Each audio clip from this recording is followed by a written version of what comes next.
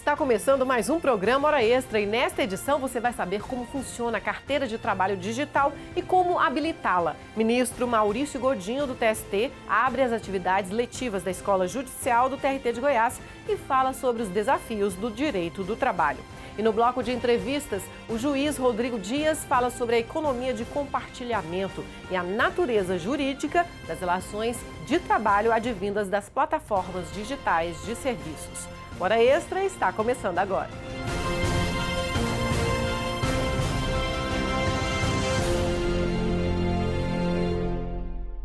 Ministro Maurício Godinho abre as atividades letivas da Escola Judicial do TRT de Goiás e fala sobre os desafios do direito do trabalho e a atuação jurisdicional do magistrado.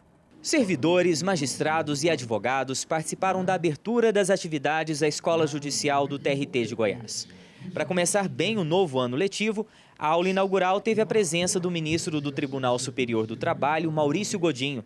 O doutrinador e escritor de diversas obras falou sobre a relação entre a justiça trabalhista e o desenvolvimento socioeconômico do país. Para ele, um dos impactos das mudanças na legislação que vem ocorrendo nos últimos 5 anos tem sido a redução de renda da classe trabalhadora brasileira. A grande maioria das contratações que existem no país são contratações até 2 salários mínimos, é uma renda modesta, né? Sem contar o aumento muito acentuado de contratações informais, as quais se caracterizam de maneira geral, tudo tem exceção, mas como regra geral, essas contratações informais, elas são também muito mal remuneradas. Além de serem mal remuneradas, são mal protegidas, né? Do ponto de vista ambiental, do ponto de vista de saúde. Então, esse é um grande desafio. É evidente que esses desafios não são, às vezes não se expressam nos processos judiciais, mas o Poder Judiciário ele tem que ter ciência do que ocorre na sociedade e no direito, porque o seu papel é exatamente aplicar o direito às relações sociais.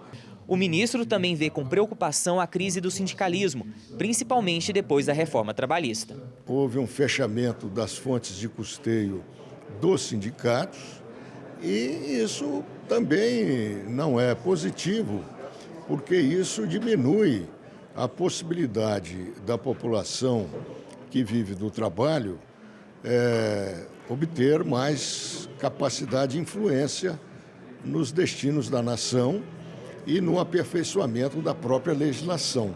Segundo o presidente do TRT 18ª Região, o Brasil vive hoje um tempo de muitos desafios e ataques à justiça trabalhista. Por isso, o tribunal precisa estar preparado para enfrentar esse período difícil. Nós temos que estar motivados. Motivados com a certeza, com a convicção de que isso vai passar, que isso é cíclico, historicamente. Mas vai passar se nós nos dedicarmos, se nós nos empenharmos. E para isso, então, nós temos que estar extremamente capacitados e motivados. Nós temos todo o potencial. Nós temos potencial humano, que é o principal, nós temos estrutura material, e nós vamos ter essa disposição de enfrentar e superar esses desafios todos que a vida nos coloca. A Escola Judicial oferece cursos de capacitação e formação para servidores e magistrados do TRT de Goiás durante todo o ano. E há sempre uma preocupação em inovar os conteúdos e trazer novos palestrantes para melhorar a aprendizagem dos alunos. Para o tribunal, investir em conhecimento é uma forma de fortalecer a justiça do trabalho. Ele é um ministro atualizado e ele está trazendo uma reflexão dentro desse contexto atual de mudanças legislativas. Então, a nossa expectativa, ouvindo uma palestra de mais de 1 hora, dele falando e nos atualizando sobre isso, significa que nós temos um ano de muito promissor em termos de reflexão, trazido pela Escola Judicial e que nós podemos aproveitar disso e devolver para aqueles a quem o nosso serviço se destina. Você já tem a sua carteira de trabalho digital? Saiba na matéria a seguir como funciona e como habilitar o documento digital. O que muda para o trabalhador e para a empresa? Tem gente que não sabe, mas desde 2017 a carteira de trabalho digital está disponível por meio de aplicativo para celular nas versões iOS, Android e pela internet. A novidade agora é que ela substitui a carteira de papel, ou seja, na hora da contratação, o trabalhador não precisa mais levar o documento para o empregador assinar. Se a empresa usa o e-Social, aquela plataforma do governo federal que permite o lançamento de todos os dados do trabalhador, basta apenas informar o número do CPF e pronto. Para o trabalhador é um ganho muito grande, porque além da segurança jurídica e segurança dos dados, ele vai poder acessar essa carteira de trabalho onde ele estiver. Desde que ele baixe o aplicativo, ele pode baixar isso pelo iOS ou pelo Android ou pela web mesmo. Ele vai ter acesso a todos os dados funcionais dele, ele vai poder acompanhar o abono salarial, o saldo do FGTS, ele vai poder conferir os dados, se está tudo correto ou não, para não ter problemas futuros, né, com aposentadorias. Um documento tão importante que traz informações sobre o histórico da pessoa no mercado de trabalho, a CTPS eletrônica veio para facilitar a vida do trabalhador que agora não precisa mais carregar a azulzinha para lá e para cá. A carteira digital estará sempre à mão quando precisar fazer alguma consulta. Para a empresa também fica bem mais fácil. Eu acredito que as plataformas digitais, principalmente essas plataformas que dizem respeito a dados funcionais, elas são perfeitas para todos, é um ganho para todos. Você tem formas seguras de trabalhar, você tem informações reais. O contador, eu acho que ele acessa com mais facilidade. Então, é benéfico para todos, é segura para todas. É uma plataforma realmente bastante eficiente. Para habilitar a carteira digital, é necessário fazer uma conta no sistema do governo federal, por meio do link acesso.gov.br. Depois, é só baixar o aplicativo de forma gratuita e usar o login e a senha cadastrados. Nele você encontra todas as anotações, solicita benefícios como seguro-desemprego e vê se tem direito ao abono salarial. Segundo o Ministério da Economia, a carteira eletrônica está previamente emitida para todos os brasileiros e estrangeiros com CPF. Mas atenção, talvez você esteja pensando, agora com a carteira digital eu não preciso mais da versão impressa. Posso jogar fora? Nada disso. É importante guardar o documento em papel, porque você pode precisar dele, por exemplo, se for contratado por uma empresa que ainda não usa o e-Social, ou até mesmo para verificar se há alguma divergência de dados com a carteira digital. Nesse caso, se houver informações divergentes, o trabalhador pode pedir à empresa para fazer as correções no e-Social. Se você ainda não habilitou sua carteira digital, é bom fazer logo. A tendência é utilizar a carteira digital e todos vão ver que ela é muito prática, muito boa. No próximo bloco, o juiz do trabalho, Rodrigo Dias, fala sobre a economia de compartilhamento e a natureza jurídica das relações de trabalho advindas das plataformas digitais de serviços. Voltamos a seguir.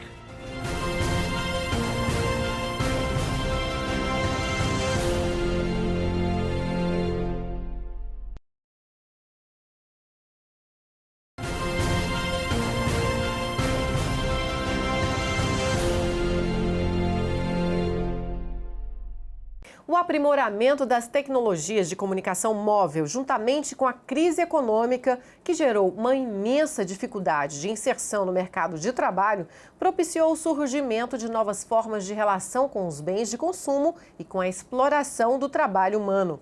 Uma das inovações observadas foi a chamada economia do compartilhamento, em que se inserem empresas como a Uber, o Airbnb, Rap e etc.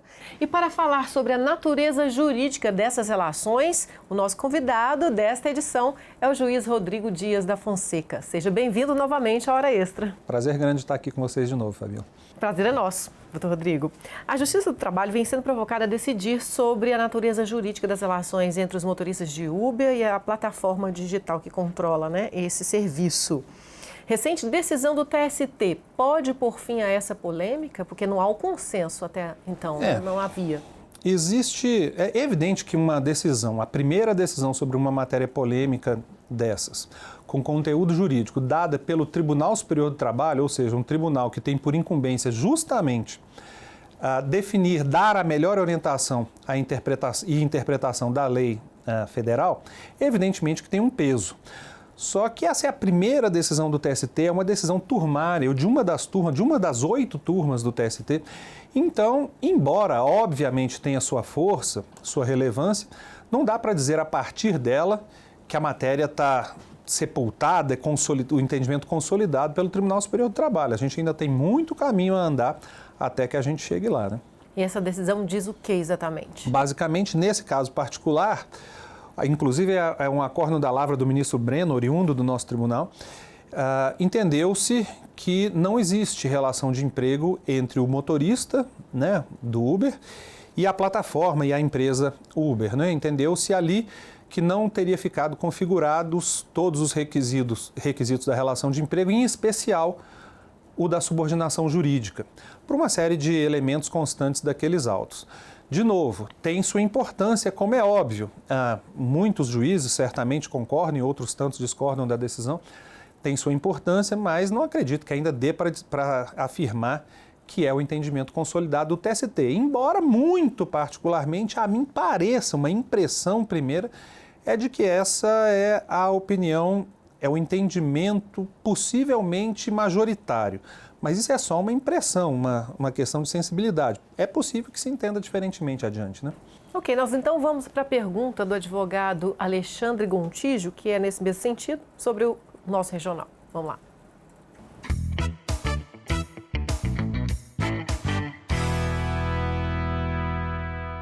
Olá, doutor Rodrigo.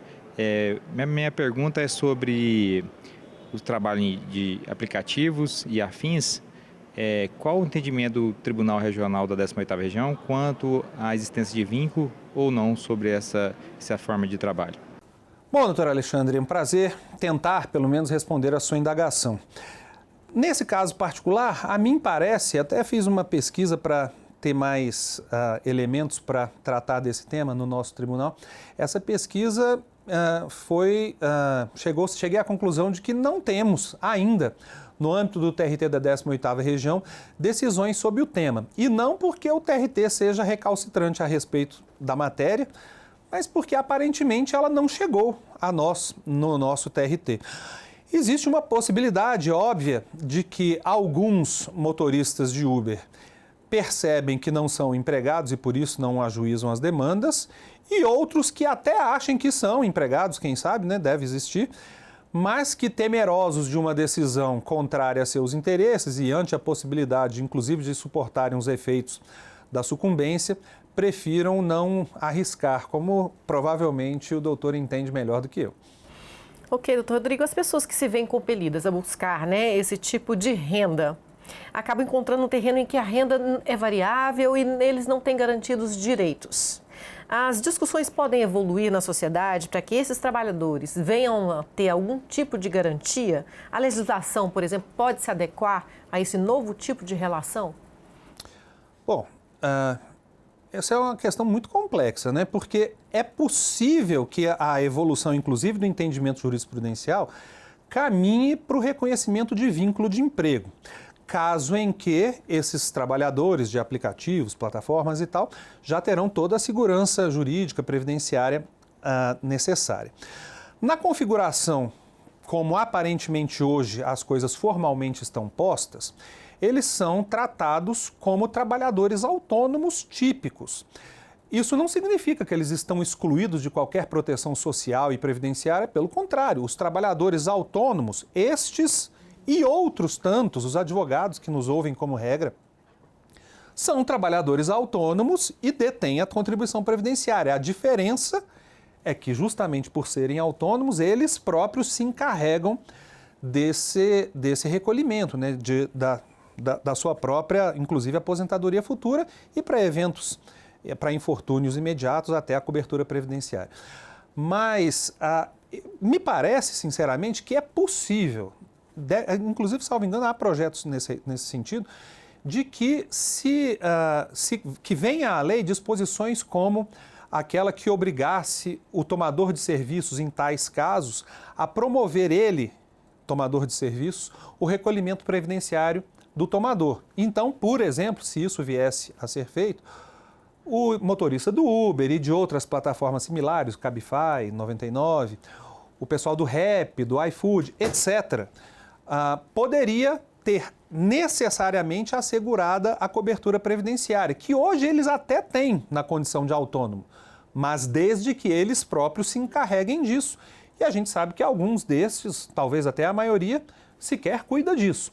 Também é verdade, todavia, que, especialmente no que diz respeito ao Uber, existe uma quantidade enorme de motoristas que se utilizam dessa prestação de serviço como uma espécie de complementação de renda, não é sequer a sua fonte principal de rendimentos, e até aqueles que trabalham mais diretamente o fazem naquele meio tempo entre uma e outra ocupação que ele tenha realmente maior interesse e identificação. É uma espécie de quebra-galho ou bico, como se diz por aí. Eu assim digo, Fabiola, porque as experiências que a gente tem nos influenciam muito, né? Eu tenho uma irmã que trabalhou por uns 6, 7 meses como motorista de Uber antes de tentar ganhar a vida no exterior.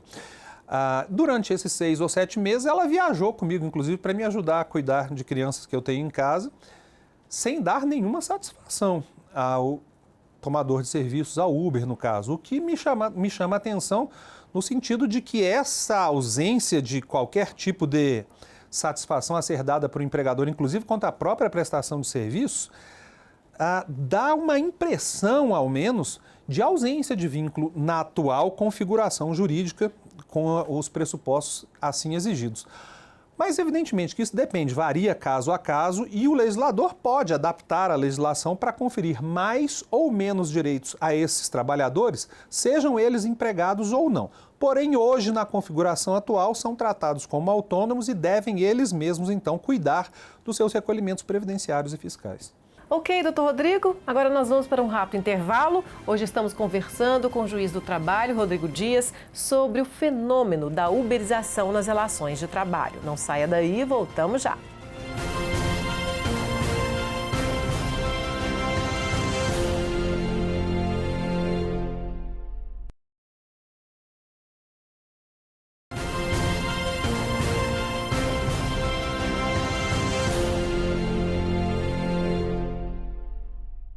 O Hora Extra está de volta. Hoje estamos conversando com o juiz do trabalho, Rodrigo Dias da Fonseca, sobre o fenômeno da uberização nas relações de trabalho no Brasil. Doutor Rodrigo, segundo alguns estudiosos, é possível utilizar a tecnologia algorítmica, ou seja, o controle laboral por algoritmos, no sentido de enquadrar o trabalhador na categoria de subordinado, já que essa tecnologia possibilita o controle do trabalho do motorista, coisa impensável de se fazer mecanicamente. Isso poderia resolver a discussão sobre a ausência ou não da subordinação como requisito indispensável para a caracterização do vínculo empregatício? Eu compreendo o fundamento, mas eu sinceramente acho que não, porque se isso bastasse, o problema estava resolvido. E não está, como a gente sabe, de toda a controvérsia que existe. O fato em si de ser possível avaliar o quanto um trabalhador, a quantidade de serviço que um trabalhador preste, o tempo que ele leve para isso, seja possível mensurar, isso não significa necessariamente que estejamos frente à relação de emprego, pois do contrário, por exemplo, os motoristas de caminhão, que é muito fácil verificar quanto tempo trabalham, porque tem rastreadores por satélite, inclusive, tacógrafos no caminhão, etc. No entanto, uma enorme quantidade de motoristas de caminhão são, de fato, autônomos. Esse não é o único elemento a ser tomado em consideração. Tem uma série de elementos que nós temos que normalmente avaliar para saber se um empregado é ou não subordinado. Evidentemente que este elemento pode entrar dentre todos esses fatores a serem tomados em consideração, mas a coisa não é tão simples, aliás, é por isso mesmo que essa controvérsia é tão ampla. Não me parece que seja o quanto basta. Certo. O fato deles terem que observar certos padrões de qualidade, estarem sujeitos a certas penalidades, implicaria a existência de subordinação? Por exemplo, a caso de desligamento por conta de um padrão não desejável? Também acho que não. Eu contrato um advogado, obviamente um trabalhador autônomo, para me prestar serviços. Eu tenho o direito de exigir um mínimo, um padrão de prestação de serviço, sem o qual eu tenho o direito de romper aquele contrato. Aliás, nós temos desde a década de 60 o contrato de natureza autônoma do representante comercial, aliás, representante comercial autônomo, que é até muito mais aproximado, em tese, da relação de emprego em vários aspectos do que esse que nós estamos discutindo. E, todavia, e por evidente, existe uma série de aspectos que o prestador de serviço, como qualquer trabalhador autônomo, tem que cumprir, sob pena de o contratante considerar rompido validamente o contrato. É possível, o que eu estou querendo dizer, que o mesmo se passe no caso do motorista de Uber, por exemplo, caso se considere que esse motorista é um trabalhador autônomo. Evidentemente que para aqueles que têm o entendimento de que existe aí relação de emprego, esses elementos podem e serão certamente manejados para justificar a existência da subordinação. Mas eu honestamente acho um argumento não fraco, mas incompleto. Porque, evidentemente, esse tipo de exigência mínima sobre a qualidade da prestação de serviço, isso é exigido não apenas na relação de emprego, mas em qualquer tipo de relação de trabalho. Vou dar um exemplo muito próximo de nós.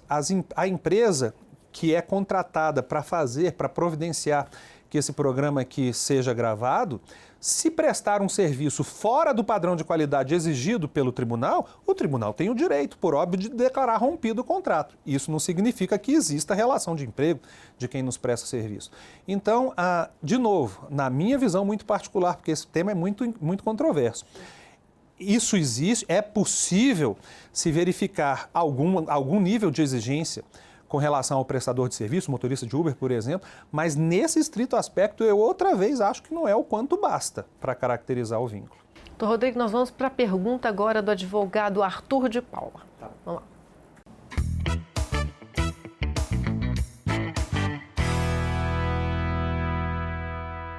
Olá, doutor Rodrigo. Eu gostaria de saber se existe alguma relação jurídica ou natureza jurídica, dessa discussão nos países desenvolvidos como Europa, Estados Unidos. Oi, doutor Arthur, tudo bom? Também é um prazer tentar responder a sua indagação. O debate existe, aliás, nos países desenvolvidos até com historicamente há mais tempo do que entre nós, especialmente nos Estados Unidos, porque o Uber, em especial, foi criado lá e a sede da Uber é nos Estados Unidos. Os Estados Unidos é um país cuja aplicação da legislação é muito peculiar, porque lá são 50 estados e a lei pode variar de um estado para outro. É muito divulgado, inclusive, o caso do Uber na Califórnia, em que houve decisões reconhecendo o vínculo de emprego, houve, inclusive, uma proposta de lei para reconhecer este vínculo de emprego. Eu, sinceramente, não sei dizer se a lei foi ou não aprovada lá na Assembleia Estadual. Inclusive, existe uma experiência do Uber na própria Califórnia em que o próprio prestador de serviços vai, ele próprio, indicar o valor do serviço a ser prestado. E é claro que o Uber está fazendo isso para tentar afastar um dos argumentos lá na Califórnia para caracterizar o vínculo. Em outros estados americanos, nem há decisões a respeito disso. Em alguns outros, não se considera o motorista empregado, então também lá não há uma decisão, não há uma posição firme. Na Inglaterra, da mesma forma, existem decisões, pelo menos a gente assim lê, de tendência de reconhecimento de vínculo. Só que quando a gente fala de reconhecimento de vínculo em outros países, eu acho que no mínimo 2 cuidados a gente tem que ter. O primeiro cuidado é a verificação de quais são os efeitos nesses outros países do reconhecimento do vínculo de emprego comparativamente com o que acontece no Brasil. Em segundo lugar, verificar quais são os requisitos necessários para o próprio reconhecimento do vínculo de emprego em outros países comparativamente ao Brasil. O Brasil poderia ter uma lei, se é conveniente ou não é outra conversa, mas o Brasil poderia ter uma lei cujos pressupostos para o reconhecimento do vínculo de emprego claramente indicassem, por exemplo, que o motorista de Uber é empregado. Na lei brasileira atual, todavia, e eu me filio a uma corrente que prestigia o que o Poder Legislativo tenha optado por colocar na nossa lei, a lei brasileira, para os casos ocorridos no Brasil, aplicamos a lei brasileira. E, em princípio, com a lei que nós temos hoje, particularmente, eu acho que não me parece muito fácil de enquadrar o clássico trabalho através dessas plataformas como vínculo de emprego. Doutor Rodrigo, muito obrigada pela entrevista, pelos importantes esclarecimentos sobre esse assunto aqui hoje. Eu que agradeço, eu acho que não é nem tantos esclarecimentos, que a gente tenha dúvida mesmo sobre esse caso, né? Mas sou eu quem agradeço e fico sempre à disposição. Muito obrigada. Hora Extra fica por aqui. Hoje conversamos com o juiz do trabalho, Rodrigo Dias da Fonseca, sobre o fenômeno da uberização nas relações de trabalho. Obrigada por sua atenção e não deixe de acompanhar mais notícias do TRT de Goiás pelas redes sociais, pelo portal, pela rádio web. Até a próxima semana.